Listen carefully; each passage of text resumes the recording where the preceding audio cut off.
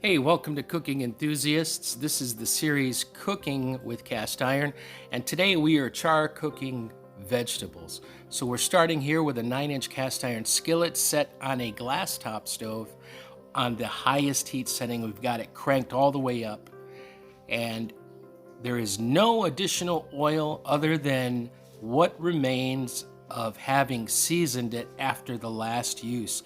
We always put a very thin layer of oil to protect the seasoning and help us start the next cooking using this particular utensil. So no additional oil, and we're not going to add any oil until after the vegetables go in and we start the cooking process. And there's actually going to be a length of time that elapses before we get to that. So what we're looking for here is there's going to be some small wisps of smoke that appear above the cooking surface, which, as you take a look, there's a nice gloss to this finish on the interior of the pan. And as the wisps of smoke start to dissipate, we're going to notice that the interior of the pan begins to haze over from the center outward. And what that's letting us know, these are some serrano peppers that we're going to be using. Today we're going to be char cooking serrano peppers and some frozen corn.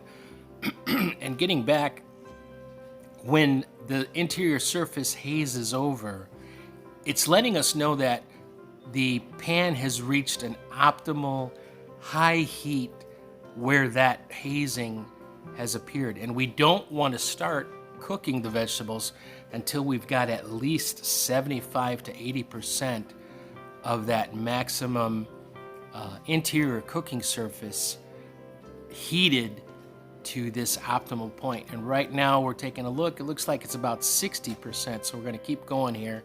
Don't worry about the smoke. You have to develop the confidence that when you've got this high heat set all the way up, you're not going to start this process till the at least 75% of the pan is at the optimum temperature. So we're getting close there. What I've done with the corn is the corn was taken out of the freezer and placed into the refrigerator for about an hour. And we're starting here with the serrano peppers. And I additionally microwaved that package of frozen corn for about a minute and a half. And what I did is drained any excess moisture off of the corn from the package before we added the corn. There we are adding the corn. And this ensures that we're starting with as little additional moisture on the vegetables as possible, because we can't start charring these vegetables until they are dry. And also, any excess moisture is going to cause the vegetables to stick to the pan. And if we dump them into the pan and they immediately start sticking, that's just going to cause trouble. So you want to ensure that you've got as much moisture gone from the vegetables before you place them into the pan. And that's where we're at. So we're going to stir constantly, pretty constantly here. And that's going to help two ways. First, it's going to help us control the amount of char that we're imparting to the vegetables. And second, it's also going to indicate to us if anything is sticking on the bottom. And right now we're looking really good. Absolutely nothing sticking to this pan. And if there is anything that does start sticking, most likely it's going to be the seeds from the serrano peppers that start to stick to the pan. And that's not going to pose too much trouble. So what we're going to do is we're going to continue developing a nice char, imparting a nice char, and maintaining that nothing is sticking to the bottom or burning. Now, at this point, you might start to concern yourself about whether you're actually burning the vegetables or charring them. And what you will learn is that if the vegetables are burning, you're definitely going to detect a very significant pungency of the aromatic that is coming off of the dish. It's going to smell of a very distinct burn. It's not going to smell as if the vegetables are charring. It's going to smell definitely that they are burning. So what you would want to do is adjust your heat. You want to turn it down and control the amount of heat that's being used to cook. Now we've got these to just about the point where I'm feeling good about the amount of char that we've got. And once we get to that point, I'm going to add oil. I'm going to add some coconut oil. You really don't want to use olive oil when you're using a high heat like this. The reason is olive oil has a lower smoke point than most of your other cooking oils. And so it might actually cause the vegetables to stick and to start to burn. So again, be careful of the oil that you do use. I'm going to use a coconut oil here, which has a nice high smoke point. So as you can see, nothing really sticking here. We've got some good color, so I'm going to add some oil to this shortly. And what the oil is going to do is help us control, there we go. And we see there's a little bit of steam. That's you might believe that to be smoke. It's actually steam that's being released off. So the oil is going to protect the vegetables from overcharring. This is how we control the amount of char. So I am actually still imparting more char to the vegetables. At the point where I'm going to add the salt is where I'm going to reduce the heat to about a medium. So this is still at a high heat. We've just added some coconut oil. And now to develop some flavor, I'm going to additionally add some butter into the pan. Get a look there, you see the amount of char that we're developing. I'm going to take this level of char for this particular dish to the full amount, and this is in real time. I'm not editing, I'm not cutting away from this, so this is the actual amount of time it's taking to cook this dish. So now I've added some butter to the dish, and I have this still at a high heat, and I'm actually going to reduce it down just a bit so we don't burn the butter. We want the butter to melt nicely and basically to brown. We want to get a nice browned butter flavor into this. And so I've gone ahead and reduced the amount of heat. There I go, I just reduced the heat there. And that's going to help us control. We're happy with the amount of char we've got. Now, additionally, from this point here, we are going to pick up a little more char because there's a lot of heat that is still retained in the pan. So at this point, we are definitely at a medium heat, and I am adding salt. So we're going to go ahead and continue to stir. We're still picking up some char. We're still developing flavor and char. But it's very incidental at this point. It's just from whatever residual heat remains in this pan. So what we're doing at this point is we're still cooking this through. It's developing a lot of flavor. We've got some butter that's now browning for us in there with the coconut oil. Going to get a lot of great flavors developed here. And what I'm looking for is a point where I'm going to turn the heat off, which is where we're at here. I'm going to turn the heat off completely, and now I'm adding black pepper. And the reason we've got the heat turned off completely now is we don't want the black pepper to burn or to scorch in the pan. And there's enough residual heat to continue developing a nice rounded out char in the color. We're going to develop some really great flavor. And nothing is sticking to the pan. Now, I'm using a metal spoon here, and I'm not being deliberate. I'm not trying to scrape the surface of the skillet with it. I'm just trying to control the amount of force that I'm using. I'm using the weight of the spoon to move the vegetables. So at this point here, I'm going to switch over to a wooden spoon shortly, but as this pan is cooling down Nothing sticking. We're looking really good, and we've got some casualties there. That always tends to happen. And I'm starting to plate the vegetables. They are done cooking. The heat is off completely. There's still some residual heat. This step you can skip completely. If you feel that you have some items that have stuck to the bottom of your pan, you can take some very hot tap water. I always tend to boil a little bit of water as I'm cooking, just so that we can complete this step. Now this, again, only if you feel necessary to help clean the bottom of your pan. Add in very hot water and just let it deglaze the pan. And again, there's no heat at this point. There's just residual heat in the pan. The reason we don't want to do this unless it's absolutely necessary is over time, adding water to your pan like this, especially if your pan is still very hot and the water is very cold or too warm, you can cause some warping of your cast iron, and you really don't want to do that because it's nearly impossible to reverse that.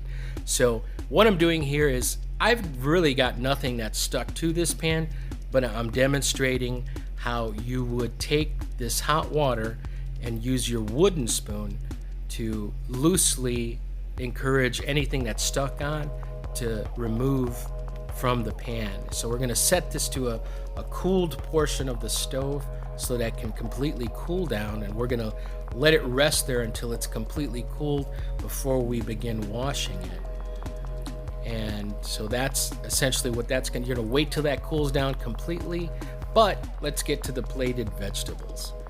So this corn actually had a lot of kick to it. So serrano peppers with some nice char and some char cooked cast iron skillet corn with some serrano peppers. This really had a nice kick to it. So this is how you would prepare this dish, and in as close to real time to cooking as possible. So now the pan has cooled completely. We're going to go ahead and show you how to wash this. No soap. Never, never, never soap. So what I'm doing is this pan has cooled down. I'm going to keep the handle, that silicone handle, on here just as an additional preventative to prevent any burns. So really you can see that there's very little that has stuck onto this pan.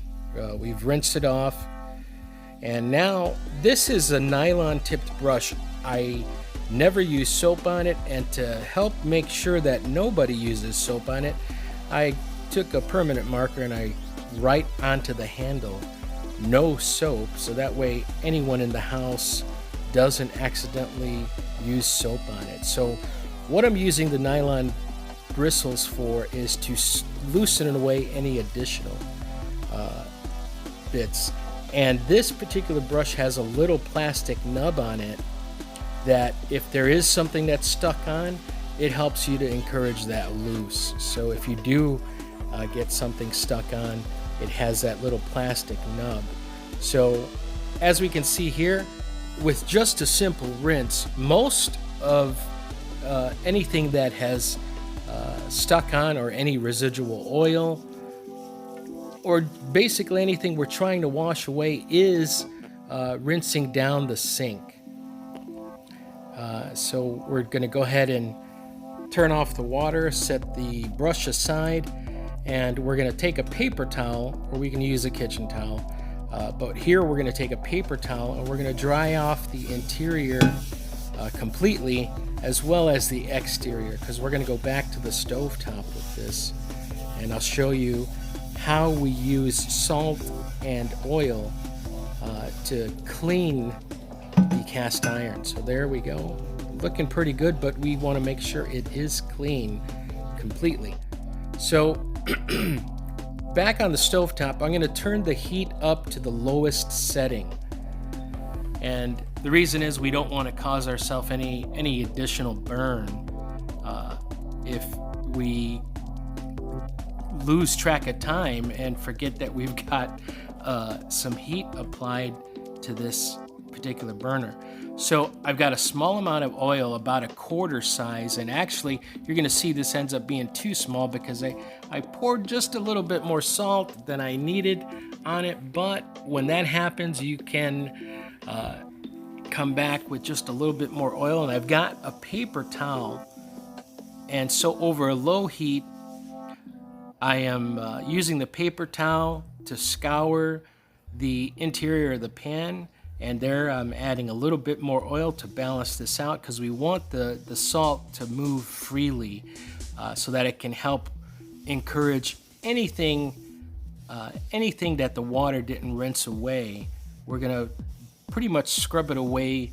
The salt is going to pick up any residual oil and or food debris, and it's going to help remove it. You're going to see what happens if we were to scrub longer here. The salt would actually turn a gray color and would become more darkened the longer we go with this. But I know that I'm getting this pan pretty well clean. It's not going to need a lot of scrubbing, and you'll be able to feel if there's anything that needs to come off.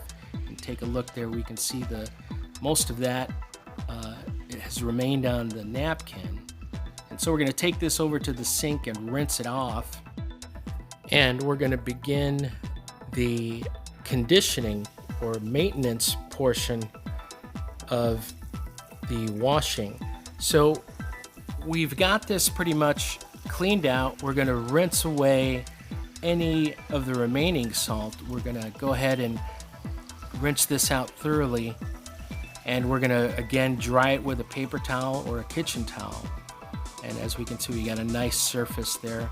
So we're going to dry that out and move back over to the stovetop at the lowest temperature setting. And we're going to go ahead and begin the final part of the washing.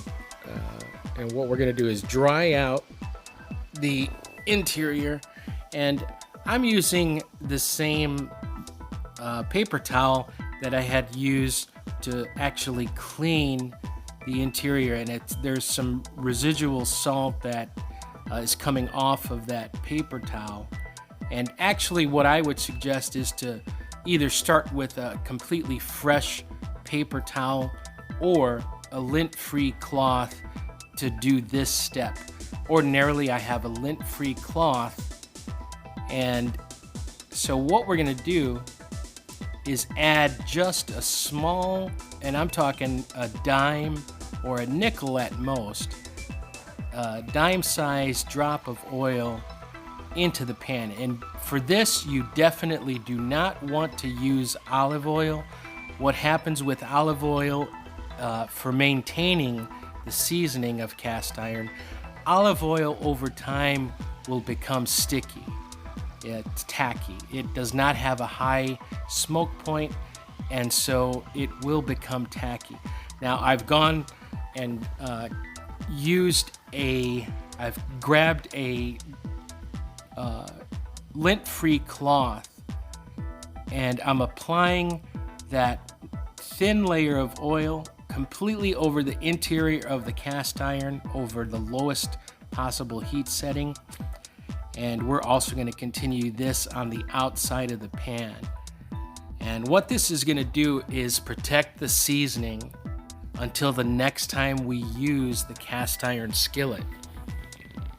So just the same way that we started off, this is going to help maintain the seasoning of the cast iron until our next use for it. So what I'm going to do at this point here, I'm shutting off the heat, but I know that heat source is still a little warm, so I'm gonna take a look, make sure that I've applied a nice even layer over the entire pan, place it on the cool part of the oven and let it cool there and store it away. Thank you so much for watching.